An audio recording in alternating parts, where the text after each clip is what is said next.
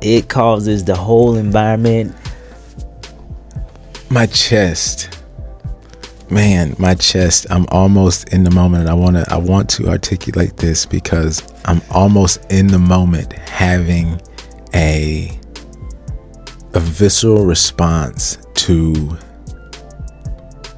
realizing the true answer to this question as a parent.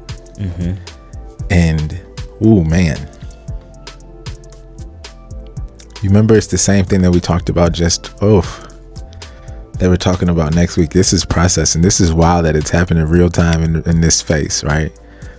You feel this energy that's in your chest that starts to shake in your breath and your breathing, and it goes up through your throat, right? And it'll cause you to like swallow and like feel a certain way. Yeah. And it will silence you. It will cause you to retreat in that thought. The truth is, the main emotion that shows up, that hijack, that's such a penetrating question, is shame. Man, most parents, holy shit. Most parents are not where they really want to be. Most parents aren't where they envision themselves being. And most parents deal a lot with shame. Holy shit. See, if you let it process, it'll go all the way up. And when you start talking about it, it'll start creating tears. And that's the release. That's how that shit processes all the way up and down. Yeah. And I'm sitting in it because now I can be like, damn, okay, that's what that is. You remember I explained that shame is not one singular emotion. That's why it's so difficult to capture what's happening to you. You're fearful, you're confused, you're embarrassed. All of these things, you feel guilty. All of these things, holy shit. All of these things hit you. It can hit you when you pull back up into the house that you know you're struggling for, or you really aren't supposed to be in, or you're so grateful to be, like, it hits you then. It can hit you. It can hit you when you feel frustrated, because when you're lost, right? Because you're a little confused as what you're doing and where you want to go. And so what's really happening to you is you're embarrassed, you're ashamed, and your kid right there real time is asking you for something. What? Damn, I said clean up the fucking, all I asked you to do is clean up. It comes out as the different components. It come out to them as anger or frustration. And it's not frustration with you, the kid. It's frustration with me, because why the fuck are we in this position? I'm not supposed to be, this is not my life. And as a parent, we're human beings, and that happens real time. So the emotion that we must deal with as parents on every level, because even if you got money, you don't have enough patience. Even if you got patience, you don't got enough money. You got, it's like, it's really difficult to figure out this balance. And so what we have to deal with is calling out shame and understanding how to be transparent and vulnerable with our kid in the moment and say, listen, I am really struggling right now, trying to fill in the blank. That's where I'm at. I don't even know what to tell you how to deal with me in this moment, but I can just tell you where I'm at. And that's what we can model to our children, is how to need help, how to express the truth. What does that look like? Yeah. Right? What does it look like to tell them, hey, I'm not sure how to process what I'm feeling right now, but I'm feeling something and I don't want it to impact you. That's a level of emotional intelligence, just to be able to pause. Yeah. So how do we learn that? How do we, or how did we, or how didn't we learn that growing up? And what is the message we were given about anger, sadness, frustration?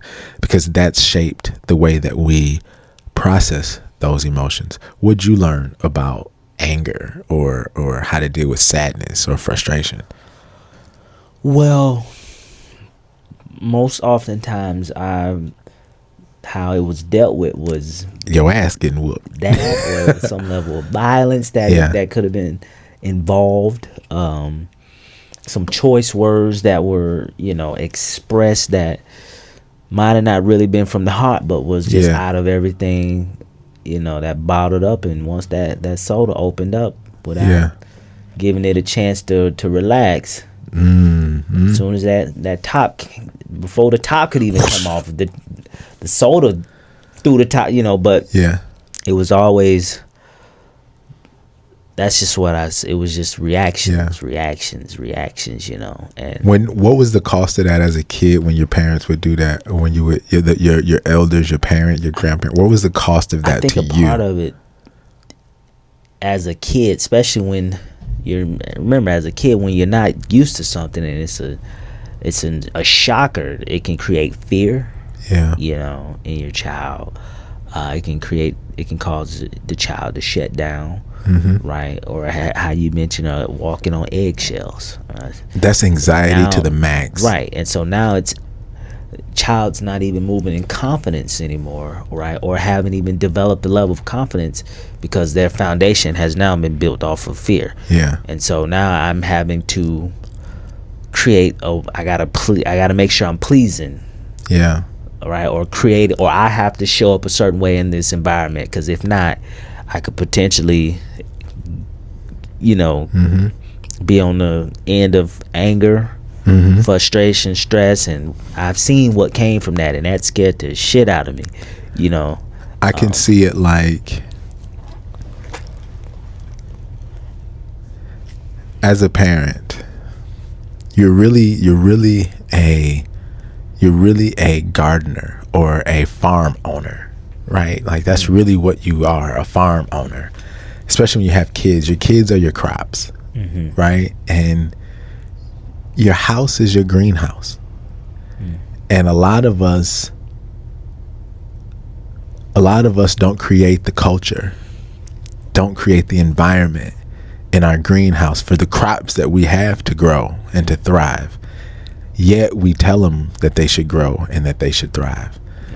And so the cost of leading your household from emotion versus emotional regulation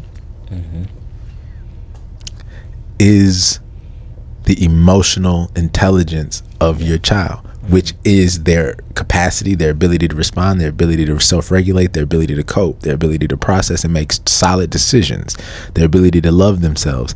You literally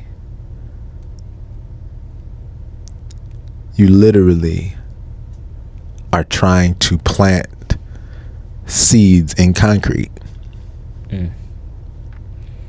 What? You literally are trying to plant seeds in concrete when you don't do the work as a parent to learn how to cultivate a greenhouse. And a greenhouse is something that is very precise. It is not something that is just, oh, I don't feel like it today, or I feel like it today, or it is very regulated temperatures. It's very regulated soil amounts. It's very regulated to thrive. And that's what our kids need. They don't need us to be in such a routine, right?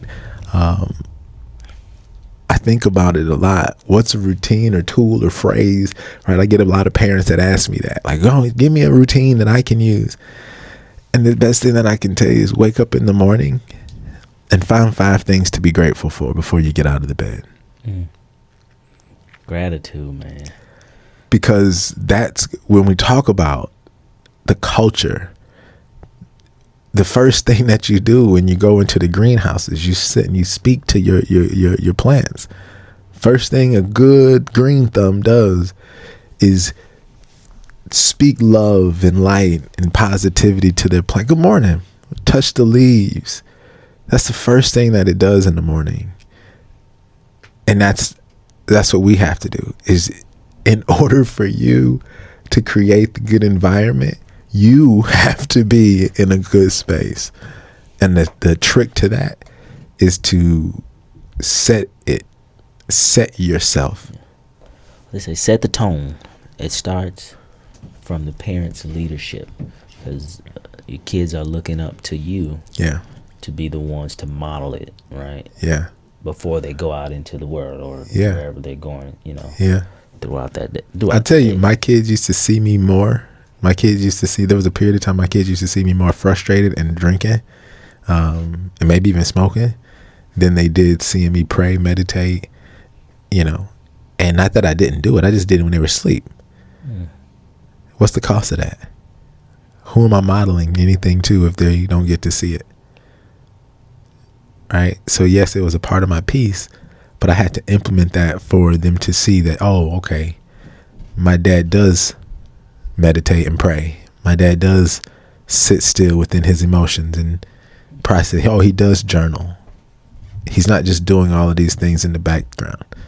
And so I challenge our parents to do just that, right? To do just that. Make sure that you are modeling your self-care routines during it at a time when they can see it at times, right? Of course, you have your private moments, but just don't always keep your self-care private.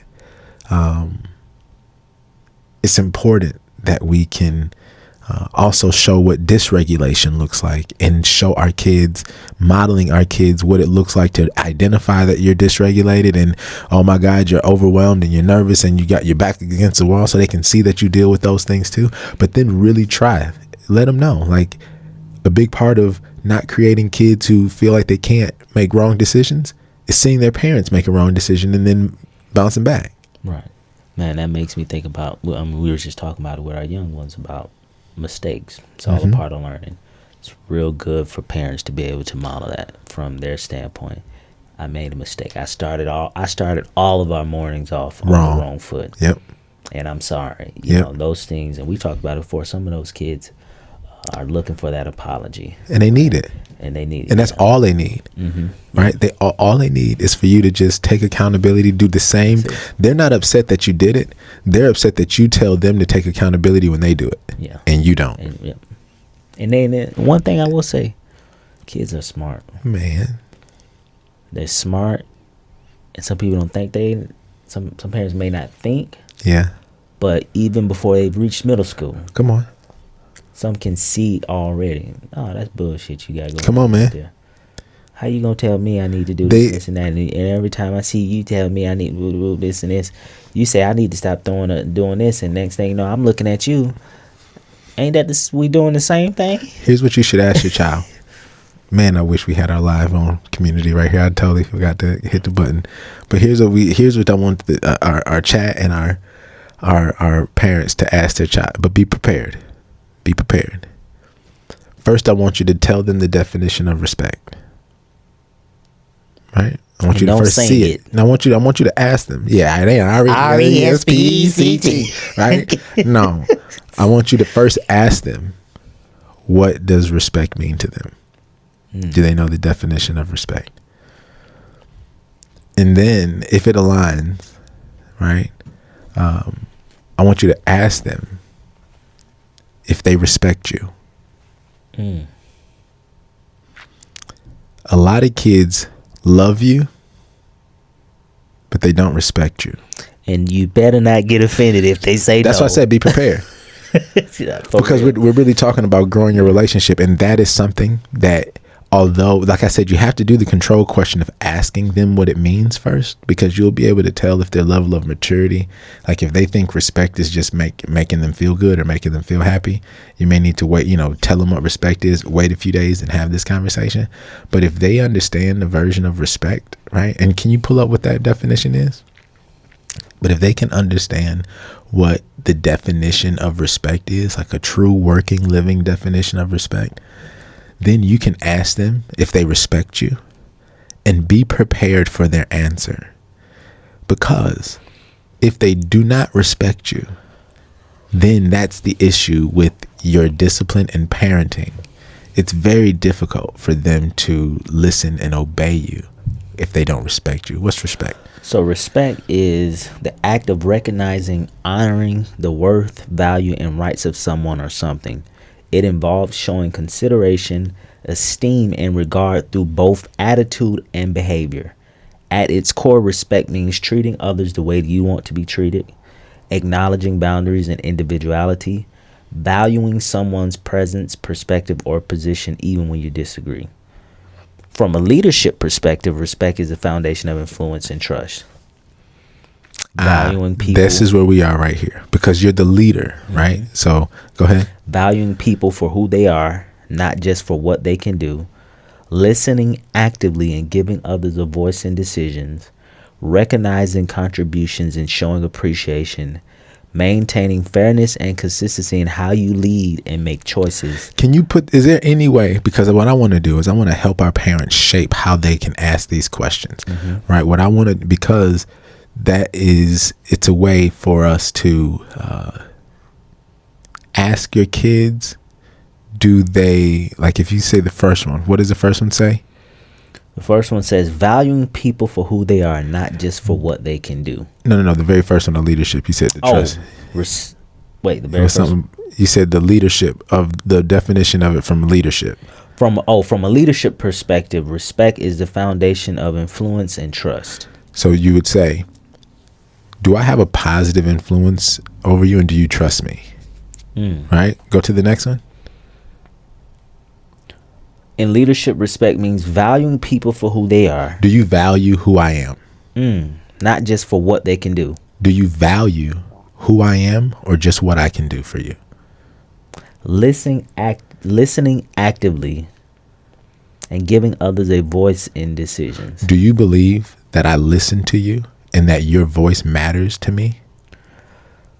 We just talked about this part. Recognizing contributions and showing appreciation. Do you feel like you are celebrated and that I see you and I acknowledge you for who you really are? Maintaining fairness and consistency in how you lead and make choices. Do you believe that the way in which I treat you is fair and consistent? Upholding integrity. Doing what you say you'll do, which earns the respect of others in return. Do you believe that I do what I say that I'm going to do? Am I consistent with what I say and what I do? Do my actions align to my words to you? Be prepared. Go ahead. In leadership, respect isn't demanded.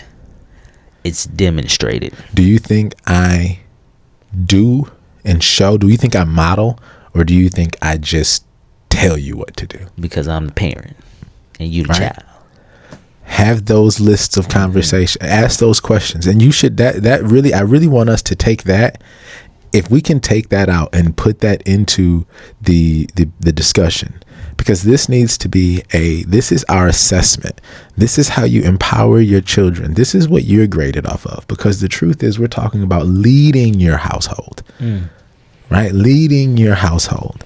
Leading your household. And I love the way it breaks it down even more, where it talks about the listening before leading. Respect begins with listening, not just hearing words, but understanding emotions and perspectives. Avoid interrupting or dismissing. Value every voice. So when we're talking to you parents about, when you're asking your kid to respect you and we're telling you that we must model things, you must ask yourself, are you doing these things for them? Empower. If you're not doing these things for them, it's a lack of definition, not lack of obedience. Lack of demonstration. That becomes the issue. It's not a lack of obedience. Somebody is not demonstrating it, likely based on a lack of knowledge and information. Do you really know what respect fully is as a leader? Not just, do you honor me? No. Do you know what it takes to be honorable? One who esteems honor. Do you know what that means? Respect grows where gratitude is consistent. So when I say to you, before you get out of the bed, 5 things that you are grateful for, I am not telling you anything other than a routine to truly be a leader of your household. So listen, we're going to put that in the chat, y'all. Ask these questions the right way to your child, but be prepared, because now as a leader should be able to take criticism. Being able to take criticism means that you should be able to listen to someone's grievance or someone's suggestion on how you can improve. And who better to listen to than your child? Let me tell you, we can learn so much from children. My granny said it. She said when he was young, he would say things, and when he said, I listened. And then when I didn't listen, I found out that when I didn't listen, everything he said was right. He told me to slow down, and I didn't slow down. And guess what I did? I went and hit the back of somebody's car because I was driving fast, and my grandson literally said to slow down. And then after I hit him, my grandson said, "I told you what was going to happen if you didn't slow down." And in that moment, my granny knew. Couldn't even be mad. She couldn't say, "Shut up, sit down, and do nothing." Be quiet. I'm the adult. You the child. Stay at the child's She said, place. "You know what, Jonathan? You're right." Right. She validated. But no, it's moments like that, man. The kids will teach you. Yeah. They would teach you how. You switched it back, but for our parents, I want to make sure that y'all know that the tool is the anchor. We are doing a regulation anchor plan this week. And what that means, right, is I need you to identify that top emotional trigger that you have and create a 3-step anchor plan, right? Deep breath, grounding, and a 1-minute pause, right? Your children's relationship with you is worth this. I'm going to say that again. Your children's relationship with you is worth this work. Take a minute. When you're sitting in the driveway after work and trying to get and decompress instead of scrolling on TikTok, I'm fine with that. But take another minute and identify those top 3 emotional triggers that you have when you walk into this house. If that basket of clothes is going to trigger you, I need you to already think about it. If a dirty dish in the sink in the kitchen is going to trigger you, I need you to already think about it. If whatever is going to trigger you, I need you to think about it, because when it happens, not if it happens, but when it happens, I need you, not want you, but I need you to be able to take a deep breath. Ground yourself, meaning right now. Is any of those dishes was there before you walked in the door and everything was fine? Yeah. Right? Ground yourself and take 1 minute at least to pause. That's it. Don't go hide. Don't go in the bathroom. Just stay right there in it for 1 minute. Pause. Center yourself and respond. Yeah. This tool, I'm telling you, this tool becomes the model. That's why I said, don't go run and hide. Don't go into the bathroom. This is a tool that you need to model in real time. That's it. How can they make sure that they connect with us, bro? As always, parents, in the village here, we got your back. Yes. Right? Like we always say, it's always tough, but listen, let me tell you, it's worth it. 3 rules: we're gonna be honest, we're gonna be selfish, and we're gonna be ready to work. Period. And in the village, we do life together. So as always, in that right hand top corner of your community, there's a chat box. Feel free to always connect with any of our coaches from our coaches corner. Chop it up with Uncle Kev, right? Connect with Coach John, or to connect you to any other resources. And if you just need to book a one-on-one session to really actually talk with someone to walk you through these different plans, right? Or these different tools to actually apply them to your everyday, just feel free to drop in and book that one-on-one session.